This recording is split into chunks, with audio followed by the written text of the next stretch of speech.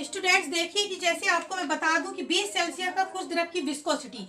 देखिए मैं एक चीज और बता दूं इसमें आगे कि विस्कोसिटी जो होती है, विस्कासिता जो होती है 20 सेल्सियस कुछ द्रवों की सहनता जो होती है जल की हमेशा क्या होती है, यूनिवर्सल होती है। तो जो मैंने जल की तो लिख दी है इसमें पॉइज में।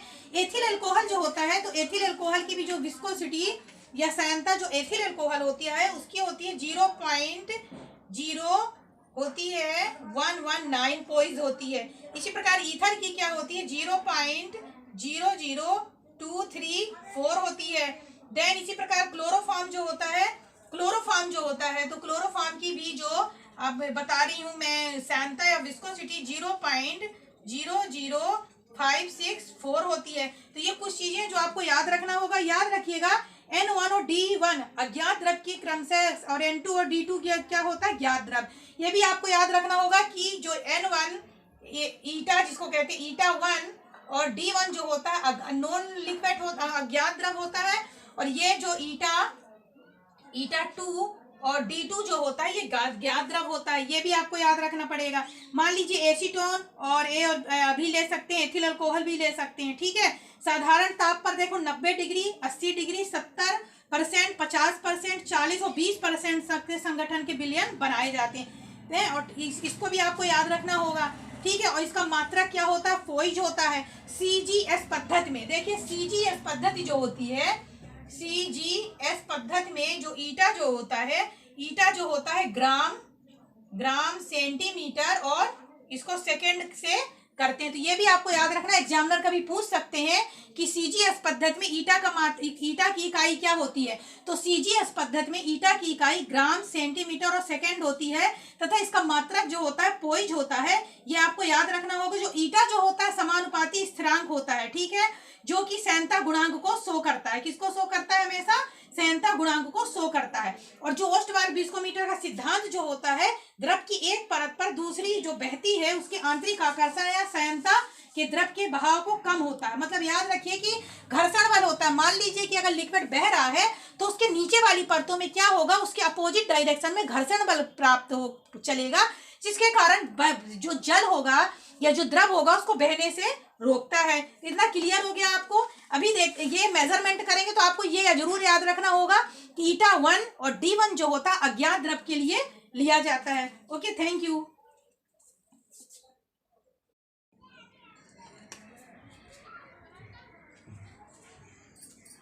Good morning students. देखिए आपको आज मैं BSc first year, second year, third year से रिलेटेड ओस्टवाल विस्कोमीटर जो होता है, विस्कासिता या विस्कोसिटी जो होती है जिसको सहनता कहते हैं, उसके बारे में बताएं।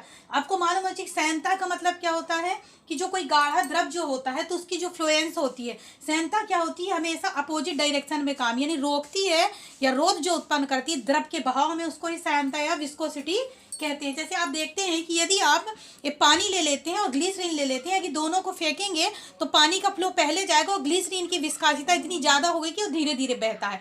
तो बहाव के अपोजिट डायरेक्शन जो बल कार्य करता है उसी को हम सहनता कहते हैं, कि सहनता बहाव की दिशा में रोकती है। तो गाढ़ा जो द्रव होता है उसमें विस्कासिता सबसे ज्यादा पाई जाती है।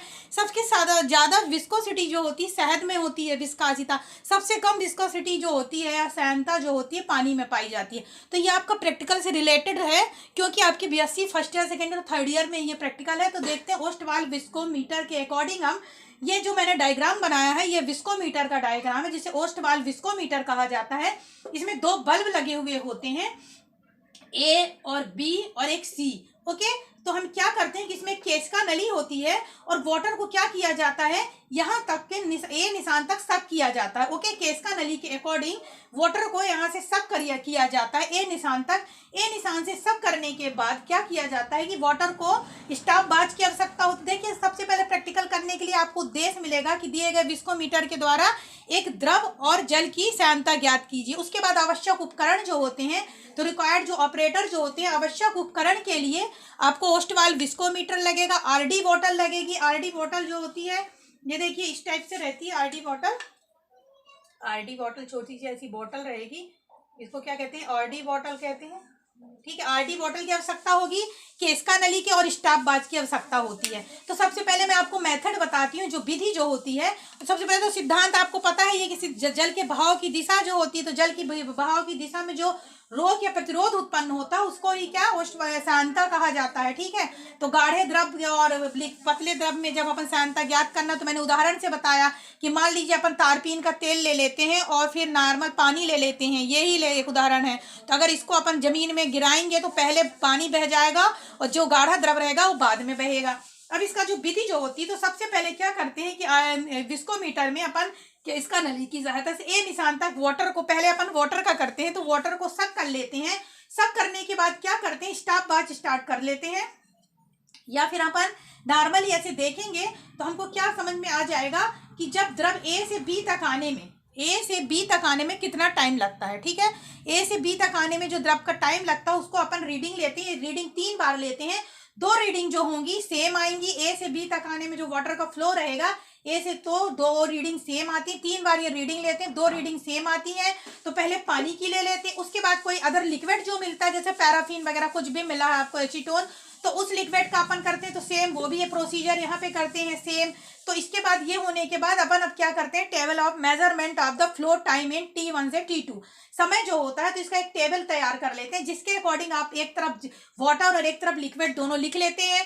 पहले फ्लो टाइम ए से बी तक वाटर का एंड फ्लो टाइम ए से बी तक लिक्विड का ले लेते हैं। अब इन दोनों का मीन्स निकालते हैं। इसके बाद क्या अपन T2 ज्ञात कर रहे हैं, क्योंकि अपन को इसका ज्ञात है, इसको ज्ञात करना। अब मेजरमेंट ऑफ द डेंसिटी, घनत्व ज्ञात करने के लिए सबसे पहले क्या करते हैं, जो आरडी बॉटल होती है तो सबसे पहले खाली आरडी बॉटल का वेट करते हैं, उसके बाद उसमें जल भर लेते हैं, फिर जल भरी हुई बॉटल का वेट करते हैं, तो W1 और W2 बन जाता है।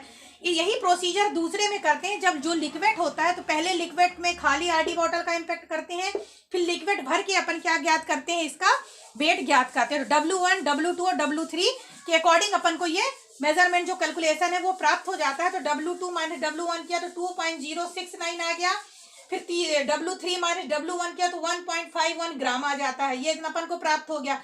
अब डेंसिटी ऑफ लिक्विड, ओके, तो डेंसिटी ऑफ लिक्विड यानी D2 मान लेते हैं और डेंसिटी ऑफ वाटर D1 मान लेते हैं। देखिए Dn की जो होती है यूनिवर्सल अपन को डेंसिटी प्राप्त है, तो ये कितनी हो गई, इसकी 1.00 ग्राम लीटर में हो गई।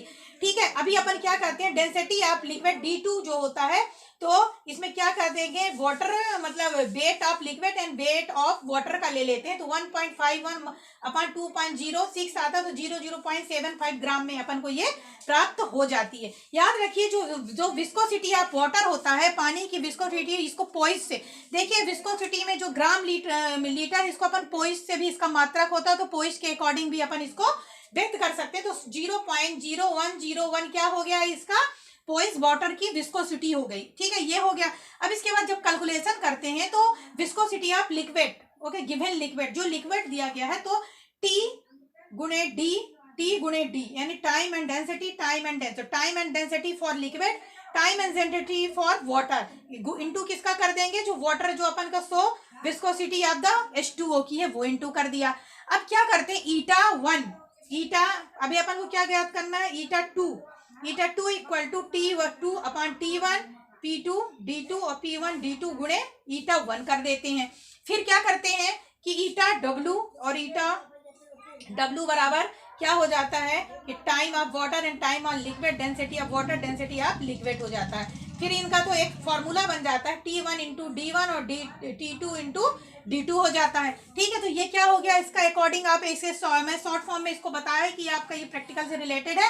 तो ऐसे आप मेजरमेंट टेबल बनाएंगे, मेजरमेंट डेंसिटी ज्ञात करेंगे, फिर कैलकुलेशन ज्ञात करेंगे, और इसकी जो करने की विधि मैंने बता दिया कि ओस्ट वाल विस्कोमीटर होता है, ये U आकार का होता है। इसमें 2 बल्ब लगे हुए होते हैं, एक C बल्ब होता है, एक A और B। बीच में इसको B से, ये यहाँ पे बीच में कैपिलरी या केस्का नली लगी होती है जिससे धीरे धीरे द्रव नीचे की ओर बहता है। तो जब अपन पानी को सक करते हैं और छोड़ देते हैं तो हम देखते हैं यहाँ से यहाँ तक आने में जितना भी टाइम लगता है वो उसको मतलब अपन नोट कर लेते हैं। तो ये 3 रीडिंग लेते हैं, ऐसे इसकी भी 3 रीडिंग लेते हैं। उसके बाद ये आरडी बॉटल लेते हैं, आरडी बॉटल के में क्या करते हैं, पहले खाली आरडी बॉटल का वेट करते हैं, फिर उसमें जो लिक्विड या द्रव मिला उसका वेट करते हैं। ये करने के बाद अपन इसका कैलकुलेशन कर लेते हैं। कैलकुलेशन करने के बाद अपन कुछ सावधानियां होती हैं, क्योंकि ओस्ट वाल्व विस्कोमीटर में प्रैक्टिकल करते समय बहुत ज्यादा पतला स्पोर होता है।